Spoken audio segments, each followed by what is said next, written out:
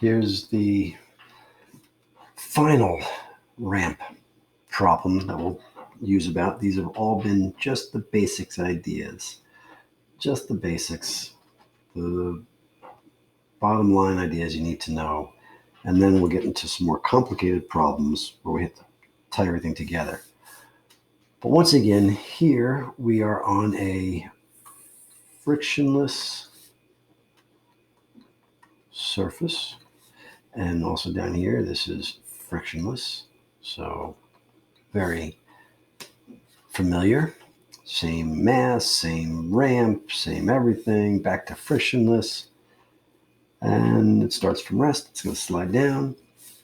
What you're going to end up with here is the, not a good color, the gravitational potential energy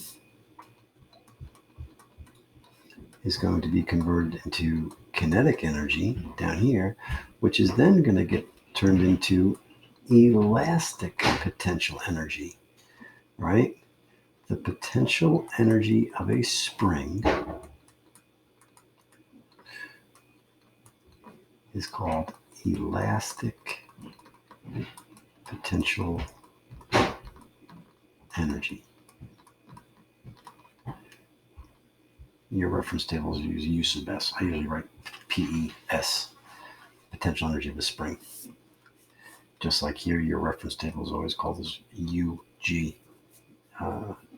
I just write PEG. You'll be fine either way. You choose. Okay, but now let's get back to the problem.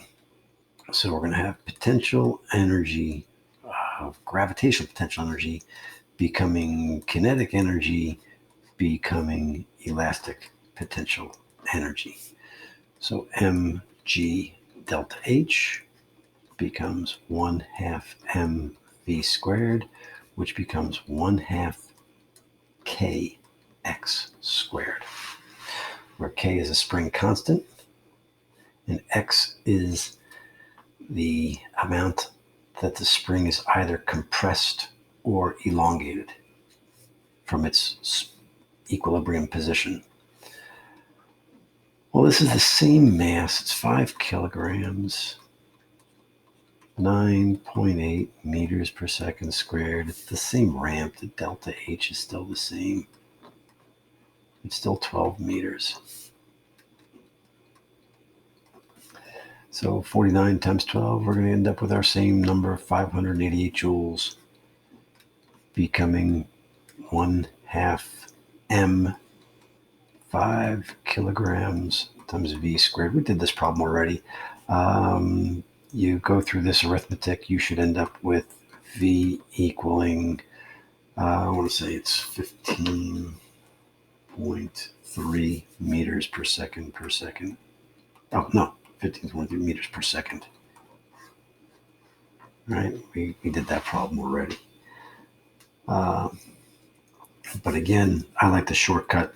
1/2 m v squared equals to mgh. Your m's cancel out.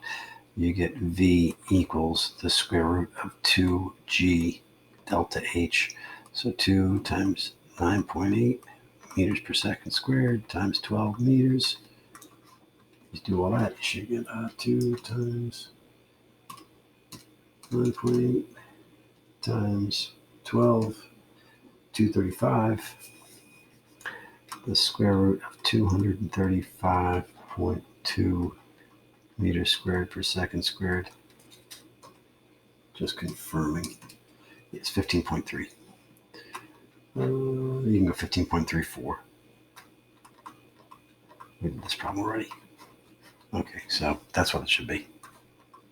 Same.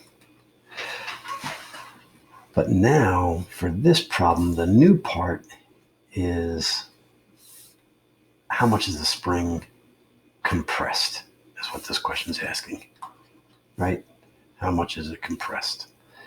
So you're going to still take, energy is conserved. There's no friction. There's nothing else. So we're still going to end up with our 588 joules.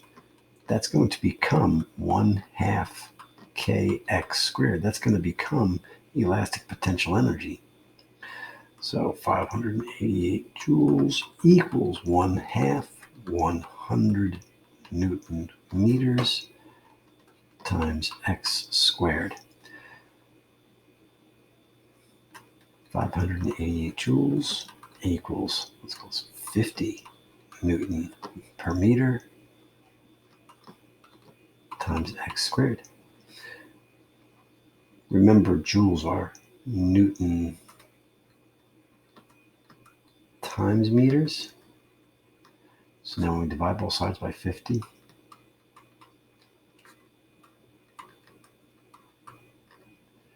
right, that'll cancel out. But here our newtons cancel out, and we'll end up with 588 divided by 50 is 11.76 meters squared equals x squared. Oh, how nice is that when that works out? Our units are going to make sense. Second square root, second answer. X is going to be equal to 3.43 meters. That's it. That's how much it gets compressed. It's following the energy train.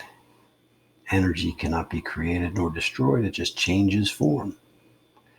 That's supposed to turn into a box, but I drew a bad square. There we go. Ha. Okay. Now we can start doing some more complicated problems.